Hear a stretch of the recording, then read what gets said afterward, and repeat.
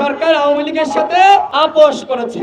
আমাদের স্পষ্ট কথা, আওয়ামী লীগের সাথে যারা পীড়িত করবে ওদের বাংলাদেশে রাজনীতি করতে দেওয়া হবে না। বিএনপির অবস্থান স্পষ্ট, যদি এই সরকার আওয়ামী লীগকে নিষিদ্ধ করে তাহলে বিএনপি সেটি মেনে নেবে। যারা বিপ্লবী ছিল তাদেরকে মাইনাস করে এই উপদেষ্টা পরিষদ গঠন করা হয়েছে। যদি বিপ্লবী হতো তাহলে ক্ষমতায় বসার সাথে সাথে শপথ নেওয়ার পর দিনই তারা ঘোষণা দিত বাংলাদেশে আর আওয়ামী লীগের রাজনীতি থাকবে না। আমি ছাত্র উপদেষ্টাদেরকে বলবো যে আপনারা যদি দল গঠন করতে চান তাহলে সবার আগে আপনাদেরকে পদত্যাগ করতে হবে। এডিসি ইশতিয়াক আহমেদ, হাসিনার পুলিশ, আমি এখনো মামলা করি নাই, কিন্তু মামলা করব। এরকম নির্যাতন নিপীড়নের শিকার হয়েছে আমরা। আমাদের সহযোদ্ধা ফারুক হাসান অভ্যুত্থানের পরে শহীদ মিনারে যেভাবে তাকে পিটিয়েছে, এগুলো আমরা ক্ষমা করতে পারি? আওয়ামী লীগের কোনো ক্ষমা চলবে না। স্পষ্ট কথা, আমাদের স্পষ্ট কথা, আওয়ামী লীগের সাথে যারা পীড়িত করবে ওদের বাংলাদেশে রাজনীতি করতে দেওয়া হবে না। ওদের ঠিকানা হবে ওই যে দিল্লি।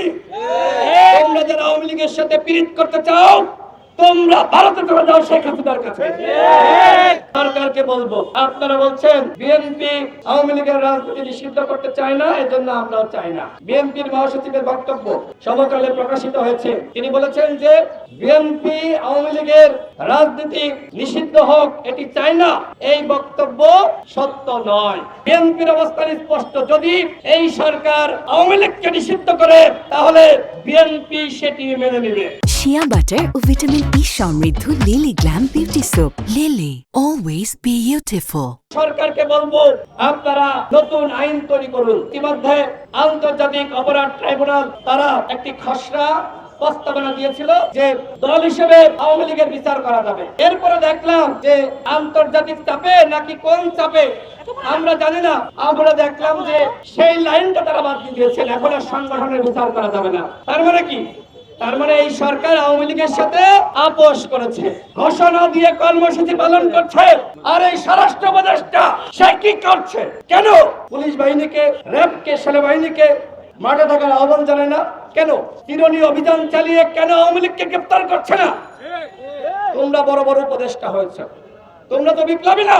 যারা বিপ্লবী ছিল তাদেরকে মাইনাস করে এই উপদেষ্টা পরিষদ গঠন করা হয়েছে।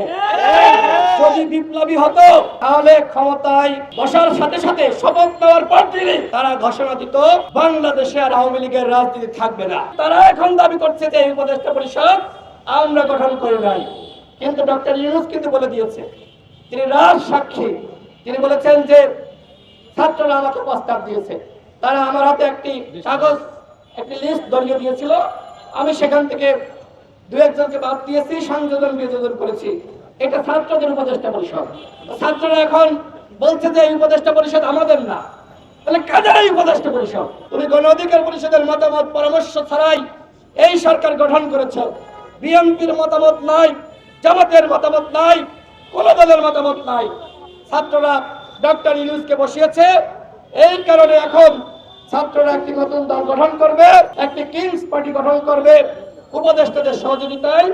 সেই কিংস পার্টির এখন ব্র্যান্ড অ্যাম্বাসেডর হয়েছে ডক্টর ইউনূসের উপদেষ্টা পরিষদ। ক্ষমতায় থেকে কোন দল গঠন করলে দেশের জনগণ মানবে না।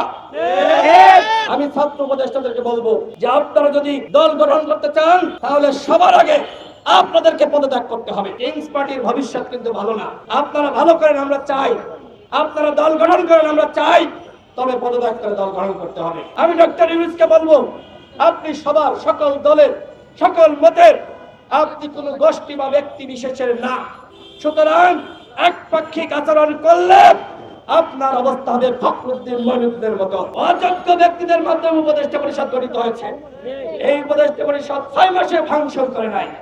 তোমরা রাষ্ট্র সংস্কারের বয়ান দিচ্ছ, ভালো কথা, 6 মাসে কি করেছো তার জবাব দিতে আমরা চাইতে পারি না? তোমরা লাল গালি চাই, তোমরা কি করো? খাল উৎপাদন করতে চাও। এইটা তোমাদের রাষ্ট্র সংস্কারের নমুনা।